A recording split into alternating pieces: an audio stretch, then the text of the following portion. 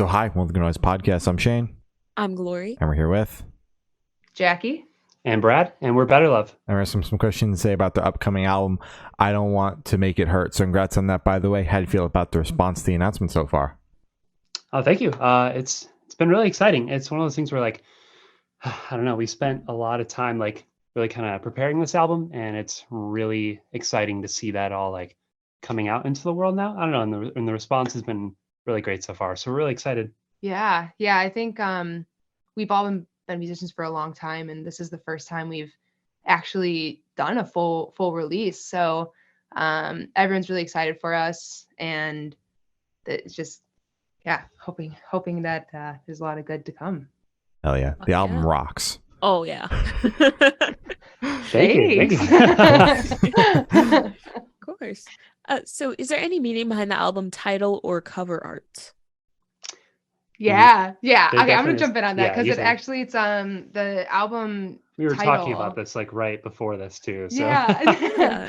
The album title is actually off of my favorite song on the album. So I Don't Want to Make It Hurt is just the inspo behind it is really just the coming of age and the growing up and kind of just trying to heal your childhood wounds and function as an adult in today's society. Because I feel like it just there's no playbook for it. And I think, when you're younger and you have all these like dreams and aspirations and excitements, and it's kind of like you get older and it kind of life starts to bog you down a little bit. So I Don't Want to Make It Hurt is finding the way to grow in this kind of changing society. Okay. And the cover art? Yeah, the cover art was a fun one because it was this person named Agil who was someone who followed us on Instagram for a little while, and they make a lot of artwork in that sort of style here. And originally, that artwork was a pretty much just like a fan art that they had made for our song "Stay With Me," and we loved it so much that we had like reached out to them and said, "Hey, like, can we essentially use this and purchase this off you for an album, like make a couple little tweaks?" And they were like, "Oh my god, yes, absolutely." And we kind of worked together on it, put like a little the finishing touches on it and all that. But yeah, it was one of those things where they had actually made that already, and it just kind of caught our eye, and we were like, "That is so cool!" And like we were all just so drawn to it. It's awesome. I think the bright colors was something that we're really excited about, but it kind of encapsulates what we were working towards. It's like this head and like the brain is open. It's kind of like exploding with like this sort of like face melty. Yeah, kind of like it's like crying futuristic sort of thing. And yeah, it's a lot of fun. Hell yeah. I think that's actually like the first time someone has said we used fan art that someone made just for a completely different project, a completely different like song release. Yeah. And we made it this. Like that is, I think, the first time, and maybe like how many interviews have you done? Maybe 800, a lot. That someone has actually said that. So that's actually insane, and I love that. I really do. Awesome. Yeah. Thanks. Yeah, it was. Oh my god. Yeah, I know I said this already, but like, I don't know. It just really grabbed our attention, and we felt like it was kind of something that helped us like sort of feel like the album that we made was its own little like world. Because I feel like the way we talk about our music and like the way we present ourselves at shows, the way we like try to talk to friends, fans, whoever's listening, is that like we really want to create this whole sort of little like this little world of Better Love, this little atmosphere. And I feel like that artwork really just kind of I don't know, just really, like you said, encapsulated that. Really just kind of took that and made it its own little thing. So yeah. Hell yeah. Love it. So can you tell us a little bit about your writing process for this album? Totally. So it really depends. I feel like, God, it's something that I feel like everybody says, but each song kind of comes together so differently. A lot of times it'll be, maybe Jackie will have like a few lyrics and like some melodies going on. Maybe there's like a chorus or something. I'll sometimes have some instrumental like demo thing I'm working with, occasionally some lyrics. For a lot of this record, because we started working on it really while COVID, we were still kind of in the throes of all that. And so it was an interesting experience because like there were times where we would like, occasionally get together to flesh things out, but a lot of it was made in studio. And I feel like that was also kind of a first for us, because a lot of the time, like originally we would be a band that would, kind of always get together, do a lot of the writing in person and everything together. But a lot of this was like we would get into the studio and really just kind of like go through all of these songs, like sort of piece by piece, section by section, and be like, all right, what works here? What's good here? So yeah, it really all depends on the song. Sometimes it comes together really quick. There's times where Jackie and I both have had like, we would come to the rest of the band, be like, okay, here's this full song. Like, here's what happens here. Here's what's going to happen here. Yeah. And other times we're just like, yeah, I have like a verse. I have no clue what's going to happen otherwise.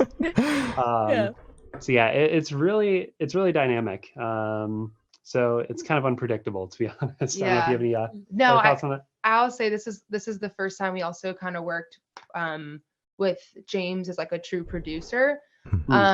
So because we wrote this song in studio, we had another person, along for the ride. And there'd be times you like play something and then all of a sudden he'd like have an idea and like just like play like a chord, like this the most beautiful chord on the keyboard. And we're like, oh my God, like that sounds amazing. That sounds incredible. So the touch we needed. Yeah, it's like, holy crap, like I would have never thought to put that in. So for some of those songs, like having that producer with us, I think it helped kind of take it to the next level in a way that we weren't expecting.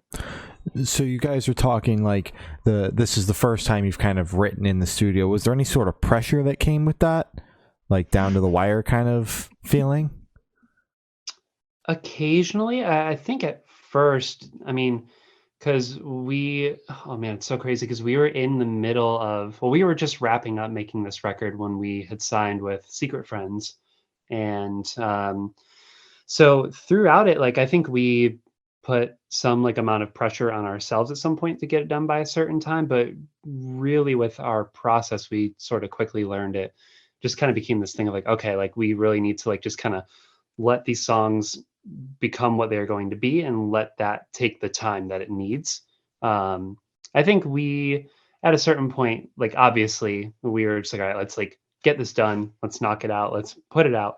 But I really think we did a good job of not really putting too much of that pressure on ourselves throughout, like during the process. Yeah. And I think too, we had written some other songs that didn't make the album, which is really nice. I feel like we've always kind of like had a full song and then released it. And I think this time it was a bit more like particular, saying like, is this the right feeling? Like, the intro, initially we had a different intro and then it was like, I don't think this is the right one. Like this needs to be fleshed out more.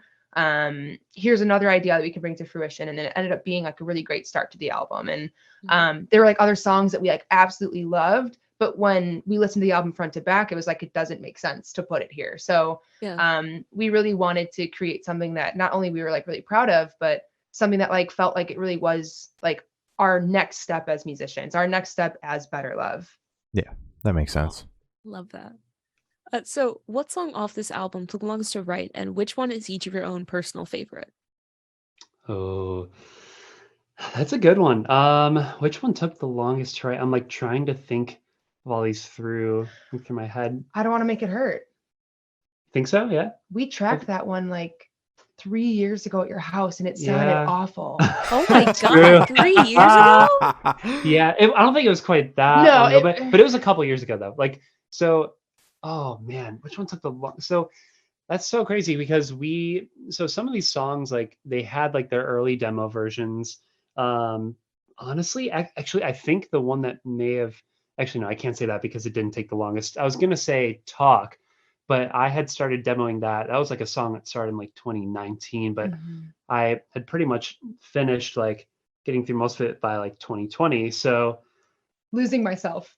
Yeah. We rewrote that song like 3 times. So oh my God. So the song Losing Myself, funny enough, when we had decided that we were going to do an album, because backstory to this here now, pretty much once COVID hit, we had gotten home from a tour that we were on, and like we just kind of just took a lot of time to sort of like just get used to what the world was becoming at that point.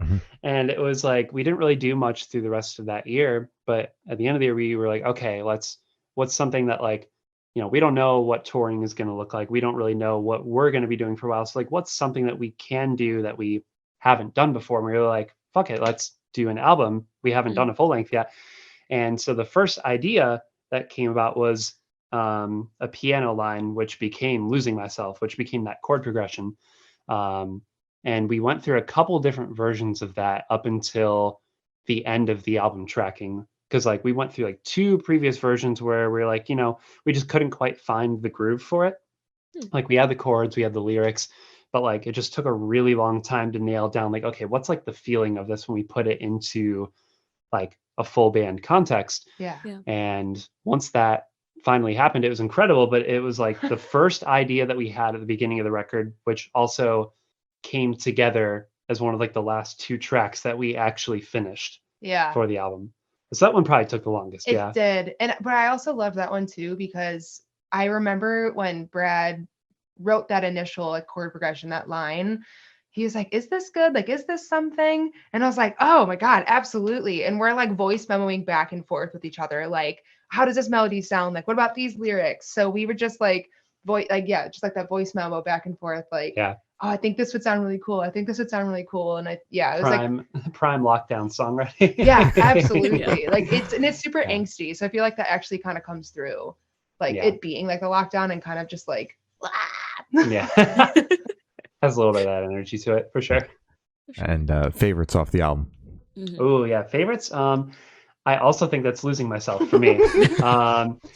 Something about like, I don't know, I feel like that was also, again, at the end of the album tracking, where I feel like we really started to hit our stride.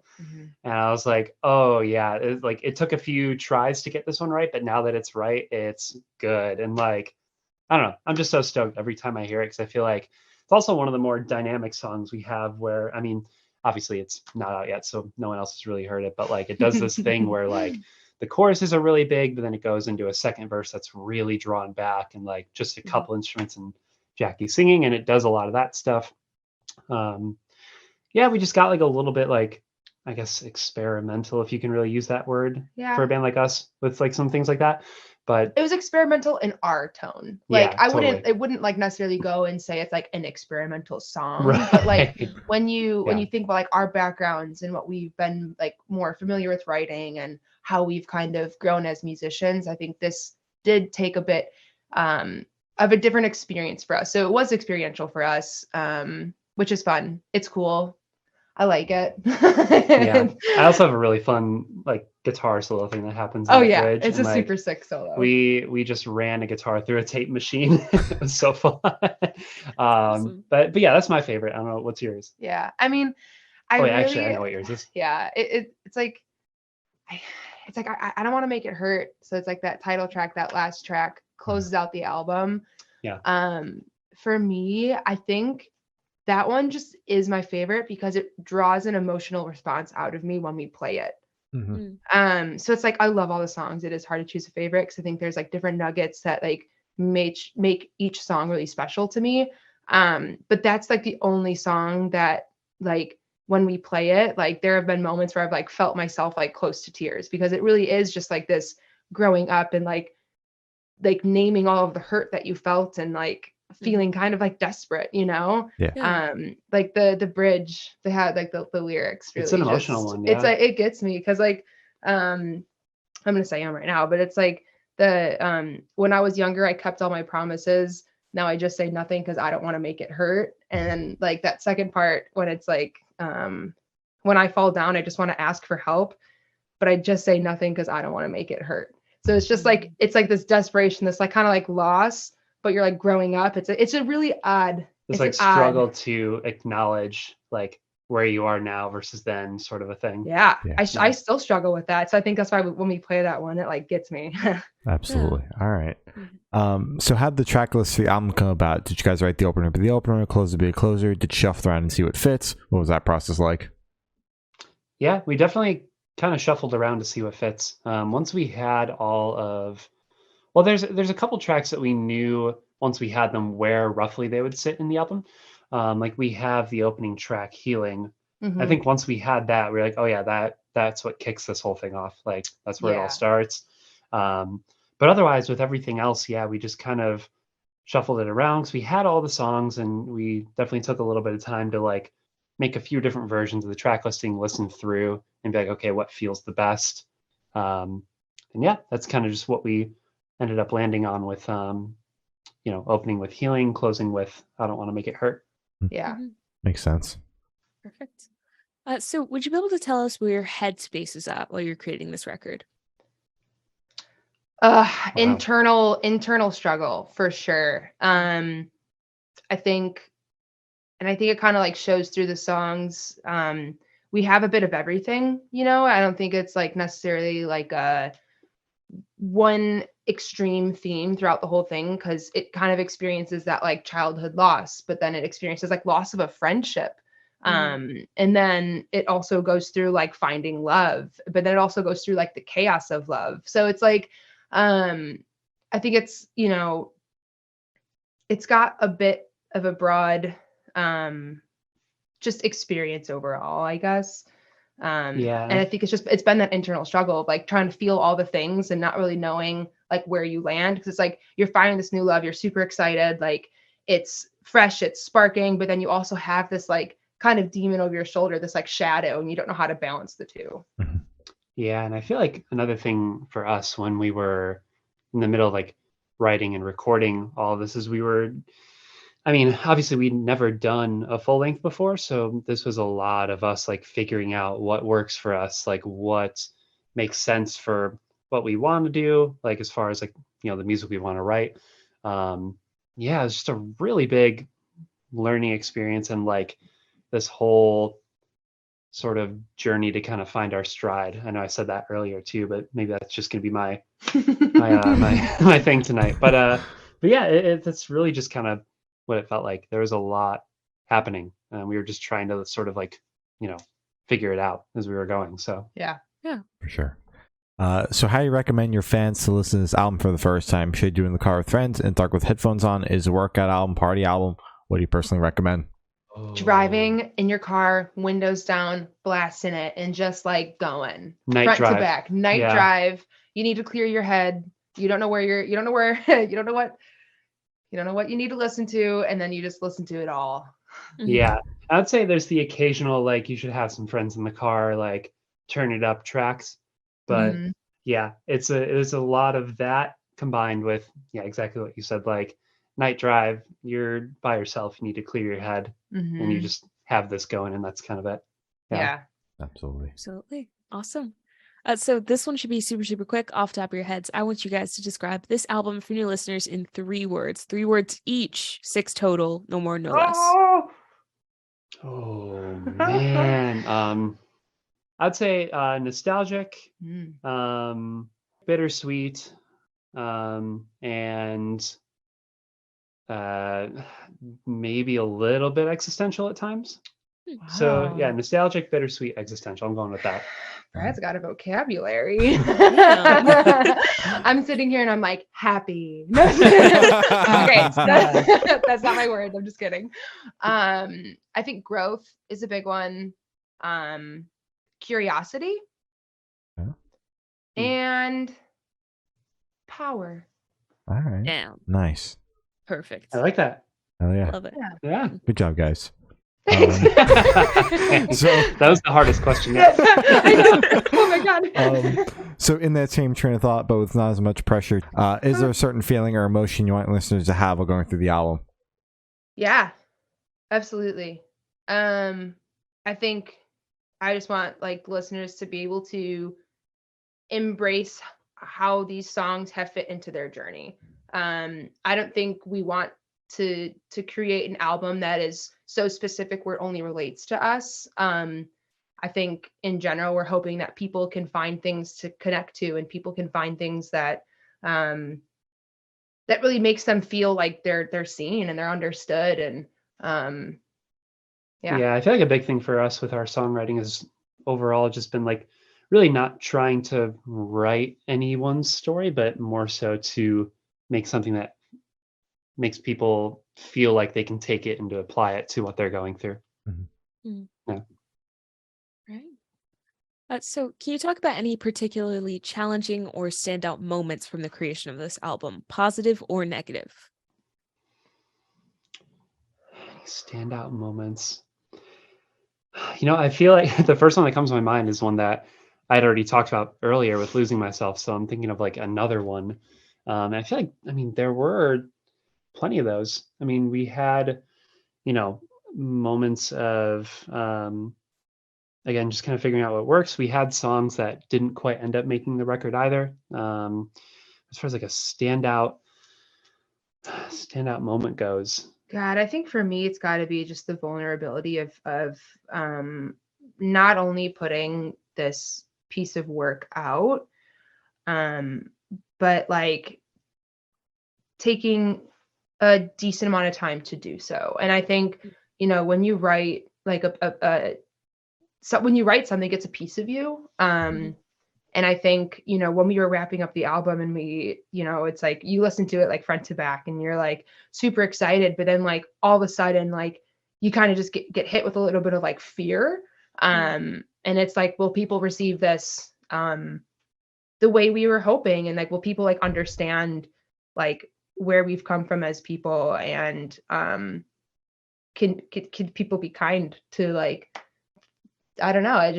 It's like, it's a lot. I think there's a lot of these songs that like we have poured ourselves into. So for me, yeah, that like standout moment was when it was done, because you're super excited. And all of a sudden you're like, oh my God, we did this and now we have to share it. And we want to share it, but and like when we start to share it, like, will people think it's as special as we do? It's when it really becomes real, is once it's all done and ready. And it's just a matter of when. Absolutely. Yeah. So how do you kind of battle that anxiety, I guess? Do you battle it, or do you just kind of suck it up and say, hey, if they like it, they like it. If they hate it, they hate it? Yeah.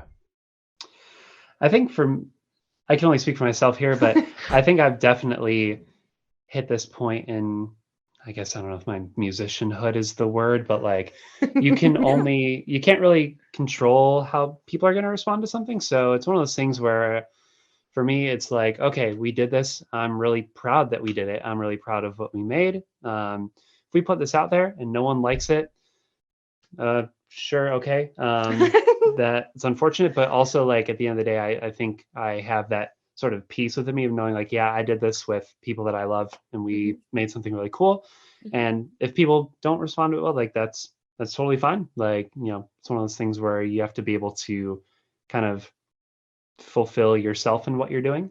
But obviously, that doesn't mean that, we wouldn't want people to respond positively, of course. That's part of that whole, like, building community out of, the art that you're making and everything. But yeah, I think to answer your question more concisely, I guess I think I've kind of embraced that sort of anxiety around it of how, like, what the response is going to be. Yeah, definitely. I would agree. I feel like, we all have our ups and downs, but I think more than anything, I am overwhelmed with like an excitement that like we are putting this out and we are showing a piece of ourselves to strangers. And it's nice because it kind of gives like an avenue for you to be able to like express yourself and make those deeper connections that you maybe don't know how to in like a normal setting. Like I've always like thought of myself as someone who can like be super vulnerable, but sometimes like when you listen to these songs, it's like, oh shoot, I guess I never really talked about this to my friends. And so it's kind of like nice to be able to share that piece of you and just have it written in our lives as we grow up and as we reflect and as we grow. We can look back at it and be like, I remember exactly where I was when I did this. So it's nice to be able to see, like, it's almost like a memory book of your life. And when you release music, like for as long as like we've been releasing, it's like you hear songs that we released in like 2008, and then you hear songs that we released like every year after, and it's just like, it is just like a timeline of your life, and it's nice to be able to see it in that way. Oh yeah. So for this question, I want you to picture you're on tour, you're at a gas station for a rest stop. What is your snack of choice? Nerds gummy clusters. True. Nerds gummy clusters. occasionally I'll get like a thing of the Fig Newtons because I love Oh Fig my Newtons. God, he loves Fig Newtons. I think you're the do. only person in the entire world to actually enjoy Fig Newton. Oh, This is that's coming from fine. a They Fig make Newton it. They make hater. it for Brad. Yeah, hey, Just for Brad. more for me. Bring it on. But no, Nerds gummy clusters are really good. If it's not my favorite Fig Newtons, it is oh my God, it's been so long. I like Takis. I like spicy do food. like I like Takis. everything that makes me hurt. Yeah. Yep. The blue Takis, You- load them up. Oh, load them up. Yeah, Yeah. no. Mhm. Acid reflux who? Exactly. Oof. God, don't make me think about it. Damn. Yeah, so I'm gonna have to go with Nerds gummy clusters, Takis, and then a thing of Tums. There you go. Top it all Yep. up with the Tums. You gotta wrap it all up. You know, it's like a nice little present. Yeah. Exactly. Perfect. So on the topic of food, if the band was a dish, what dish would the band be and why? A bowl of cereal. No, that's fair. That's fair. That's fair. That's not a bad thing. I just love how I'm a cereal quickly that defender came now. to you. I'm just so curious, like, what made that be the first that comes to mind? I'm down with it. No, We I could know. be. Okay, We could be a really good bowl of cereal. Yeah. I guess. Okay, I think that really came top of mind. Number one, because Kay, our drummer, isn't here, and Kay has this bit where like when we talk about like promoting the album and like what are we gonna do, and like we know Brad and I talk about like, oh, we'll do some like behind the scenes, like talk about how the song came to life and blah blah blah, and then Kay will just like sit there and be like, what if I eat this bowl of cereal and have our song playing in the background while eating this bowl of cereal? That sounds like a golden plan right Yeah. there. You need to do that shit. And like the thing is, oh my God, we're just so insane and like goofy, and like it's a thing that like they had mentioned it and we were just like, absolutely yes, like Okay, good. that is the content that Yeah. we need, honestly. And I like it because here's the thing about cereal. It is reliable. Yep. Reliable. When you Yeah. know what you're going for when you're going for the flavor. You know what I'm saying? That so Yeah. you can't like you get the box of cereal. Mhm. It's great for like a late night snack. It's Mhm. a great way to start your day if you don't know what to make for lunch and you just pop a bowl of cereal. Doesn't I guess pertain to Butter Love at all, but yeah. It could. There you go. Better love, great for all parts of your day. Yeah, honestly, I mean, breakfast is my favorite meal, so I'd eat As it should breakfast 3 times a day. So Yeah. be. Mhm. All right. Yeah. Perfect. So for the last couple questions, we're going to shift completely away from music and go straight to death row. Boom. So Love. if you're on death row, what would your last meal be with a drink? I'm so glad you brought this up, by the way, because I was having this conversation with my coworkers. That's a weird Don't know conversation to have at work. Yeah, sometimes you just gotta keep it interesting. That's fair. No, my dad makes the best steak. I'm biased. He seasons and cooks it to perfection. So Mhm. I would love my dad's ribeye. And for drink, we're going for the Bury It Alive Liquid Death. Ooh. It's Ooh. delicious. It's a nice little crisp, refreshing, fruity flavor. And then lemon dessert for sure. And then I'll do a side of potatoes. Just a classic homegrown meal. Yeah, for real. Fuck yeah. damn, that's good. I think for me, it would just straight up be some kind of really good Chicago pizza, Mm. like a loser Pequods sort of thing. You know, Mhm. depending on the day, it could be deep dish or it could be regular, like, thin crust. I'd have to see how I'm feeling It's on your the day meal. of. You could It is get my meal, 2 but pizzas. I feel like throughout my life that like, man, I know so many people are like, oh yeah, pizza, but like really good pizza has brought me so much joy throughout Yeah. my whole life. That's Brings me very a certain pop level of punk of peace. you. Oh my God. I know. That's why I thought about it for a second. But yeah, so I think that would be that. As far as the drink goes, it really depends. Are we thinking of something that pairs well with the dinner or no? Oh man, it's a really good one. Probably some kind of hand water. Maybe. Big Newtons. Or Mm. Big Newtons blended. Ah. Ew. Ew. A nice Big Newton smoothie. Ooh. Delicious. Ew. There'd probably be some kind of tequila drink. Tequila with Fig Newtons, you know. No. All right. Certainly a drink. That's a choice. It can be a no, please. I do not endorse. It's like the TikTok where I don't know why, but like the can it Kirkland. It's like can it liquid. So if you could live in one fictional world for a week, where would you live? Parks and Rec. Oh, hell yeah. Pawnee, Indiana. Mm-hmm. Absolutely. I would love to spend a day with the cast for a week. I get a whole week. You get a whole week. Cool. You get a whole week. Not that I want to ever Leslie Knope work. Yeah. Crazy shit. Yeah. Not that I want to live in like a suburban Indiana town, but I find myself a city girl. Mm-hmm. But I love the people of the people of Pawnee. What like era of Parks and Rec do you want to live in? Because you know you have like pre-Chris, pre-Ben, then you also have like pre or post Mark is the guy. So it's Mark like exactly. So like when do you want to drop in Pawnee? Oh, okay. So I want to drop in Pawnee before. It's an important question. Sorry. Shane. Oh, very important. No, I get it. It's like very valid. Okay. What? Sorry. I love Parks and Rec fans. I'm like, it's like my favorite of all time. I've probably seen it back more than I can count. It's when Leslie and Ben start to fall in love, but she hasn't gone campaigning yet. Oh, okay. You know? Like it's the blossom of love. Mm-hmm. And I was also thinking recently, honestly, like Parks and Rec's a great show altogether. I need not to explain to you. But what I also really like recognized is what I love about Parks and Rec is all of these characters are, for the most part, very real characters, but they're not like, they're all like in their 30s and 40s and still figuring out life. And I just like love that, but they're doing it in like such a chaotic, neutral way. Like they're not trying to like create drama or tension. Like it's just these adults that are growing and figuring out and like pushing through these challenges. And like, yeah, there's going to be your ups and downs and your fights and whatever, but they're not trying to create a plot out of drama. They're trying to create a plot out of like the human experience. Absolutely. I fucking love that show, man. I'm the same. I've seen it like so many times. I grew up just watching it. Yes. Is this going to be a Parks and Rec podcast though? Dude, I would love for this to be a Parks and Rec podcast. Oh my God. Did you know Jim O'Hare is hosting a podcast? It's called Parks and Recollection. Oh my God.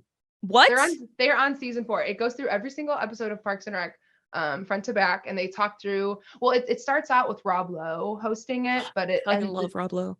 Yeah, but it ends up coming to Jim O'Hare, Jerry, Gary, Larry. Sorry for the tangent, guys. Dude, that's amazing. I got to check that out. Yeah, you should. I had to see that.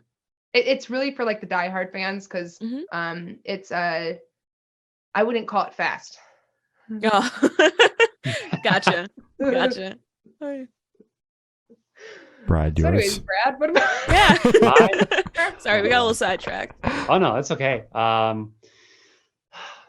a good question. I feel like as far as like the realm of TV shows go, I actually have I have one that's similar to that. I haven't actually seen a whole lot of Parks and Rec. I've seen bits and pieces, but the way you describe that, a show that really does that for me is actually How I Met Your Mother.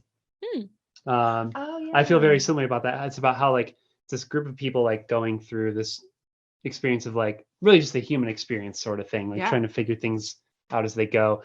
And I feel like I would drop into that group and have a lot of fun. So so I feel like maybe that sort of fictional world. Otherwise it would probably be some sort of like video game thing. Like I want to say it'd be interesting to be in like the Legend of Zelda universe for a second, but also there's just like terror that is happening across the land every time. So maybe that wouldn't be that fun. But I get that. in one of like dropping into one of the newer worlds and like the newer games, it's beautiful. So I'd live in that whole like digital fantasy world for a second. Could be fun. I get that because I almost said Lord of the Rings. And I was like, I wouldn't want to live there. No